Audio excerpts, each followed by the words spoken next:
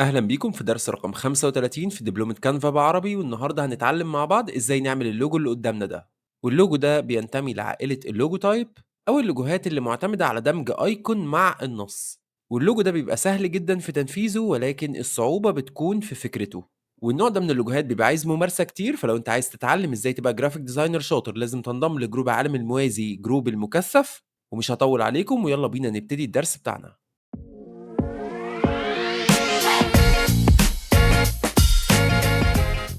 وزي ما اتعودنا، أول حاجة هنعملها إن إحنا نفتح موقع كانفا ونضغط على Create a new design.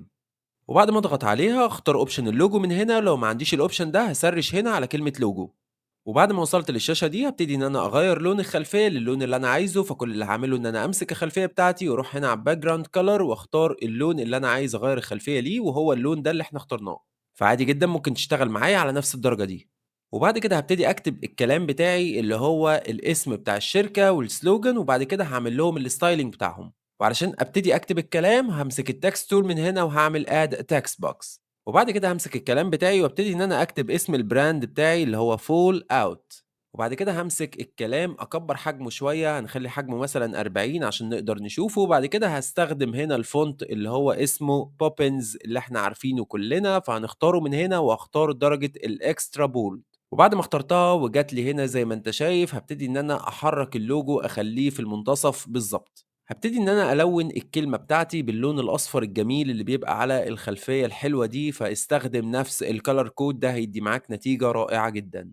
وبعد كده هاجي هنا عشان اعمل letter spacing، هخلي letter spacing مثلا 220 هيكون مناسب جدا. وطبعًا لإن عندنا القاعدة بتقول ما ينفعش أسيب مسافات ما بين حروف small، فهاخلّي كل الحروف capital من هنا إن أنا أضغط على الupper case.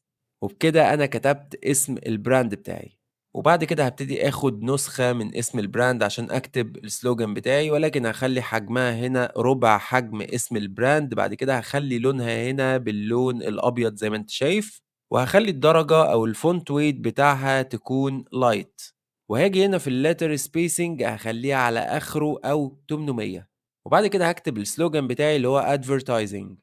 أسكت على كده؟ لأ، هاعمل zoom in وابتدي أسيب مسافة تكون مناسبة. وعلشان أقول لك hint إن هو بيوضح لك المسافة المناسبة إزاي، لو أنت مسكت كلمة fall out هتلاقي هنا border البنفسجي. اتأكد إن الكلمة اللي أنت كاتبها الborder بتاعها بيبتدي مع نهاية الborder الكلمة اللي فوقيها. هو كده بيقول لك إن المسافة دي مناسبة علشان المحتوى بتاعك يبان شكله كويس. يعني لو أنا مسكت الكلمة دي طلعتها لفوق شوية بصيت كده هتلاقي إن البوكسين اخترقوا بعض، كده مش كويس. نزلها لتحت شوية هتلاقيه بيوقفك هنا وعامل لك خط بنفسجي اللي هو الخط المنقط اللي قدامك. اقف عنده هتلاقي إن المسافة مظبوطة، لو رجعت عملت زوم اوت هتلاقي المسافة ممتازة. فهو هنا بيديلك هنت عشان تسيب مسافة مناسبة بين اسم البراند والسلوجان. وكده أنا عملت الجزء السهل في اللوجو بتاعي، فاضل الجزء اللي معتمد على تفكيرك شوية. وهنا لو قريت اسم البراند هتلاقيه فول اوت، يعني حاجة بتقع. ومن هنا جت فكرة إن أنا أقطع حتة من حرف وأخليها بتقع، كأن في جزء من الحرف ده عامل زي الطوبة واتفك ووقع تحت.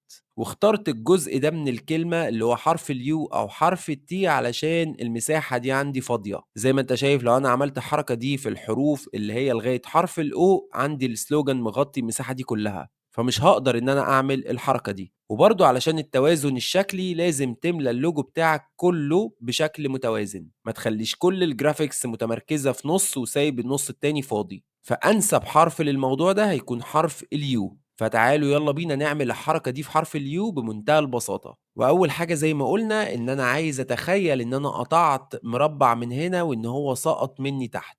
فترجمة الكلام ده إن أنا الأول هاقطع مربع من الجزء ده، وعشان أقطع حاجة على شكل مربع فأنا محتاج إيه؟ محتاج مربع. وعلشان أنا محتاج مربع هاروح للعناصر من هنا وهادوّر في الshapes على شكل المربع. وبعد ما ضغطت عليه وجالي هنا، طبعًا جالي باللون الأصفر وأنا عايزه يكون بلون البنفسجي، ولكن هاستخدمه باللون الأسود دلوقتي علشان بس أعمل الحاجة اللي أنا عايزها، بعد كده أضبّط الstyling بتاعه. ابتدي إن أنا أصغّر المربع بتاعي إن هو يغطي بالضبط الحتة اللي أنا هاقطعها بالملي. وطبعًا ما تنساش إنك تقلل الtransparency عشان تبقى شايف وراه وتعرف إنك تضبّط الدنيا. طبعًا هنزوّد المربع شوية من تحت وهنزوّده شوية من فوق. هتقول لي ليه؟ هاقول لك علشان حرف الU حرف واخد curve، فلو أنت عملت مربع مضبوط هيبان عندك الcurve بتاعه. وبعد ما ضبّطت المربع بتاعي بالضبط هاورّي لك لو أنا خلّيته مربع هيبقى المنظر عامل إزاي، ولو أنا زوّدت الopacity على المنظر ده وهو مربع، هو كده لسه rectangle. المربع هيكون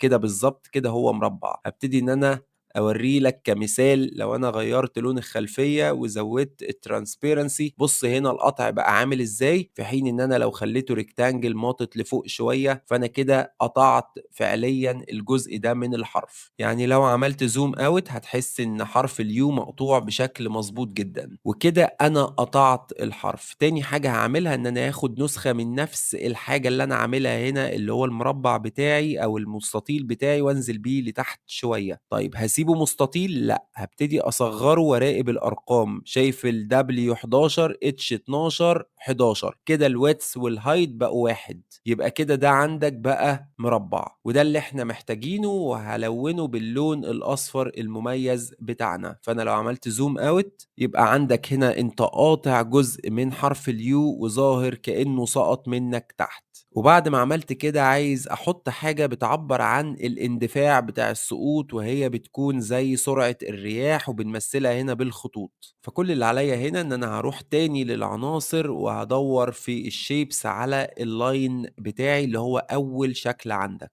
هاضغط عليه هنا وابتدي أروح في الposition وأروح لافّه بزاوية 90 درجة عشان أنا عايزه قائم بالمنظر ده. وهتيجي لي هنا في الstroke weight أو اللي هو السمك بتاع الخط تخلّيه لي 1.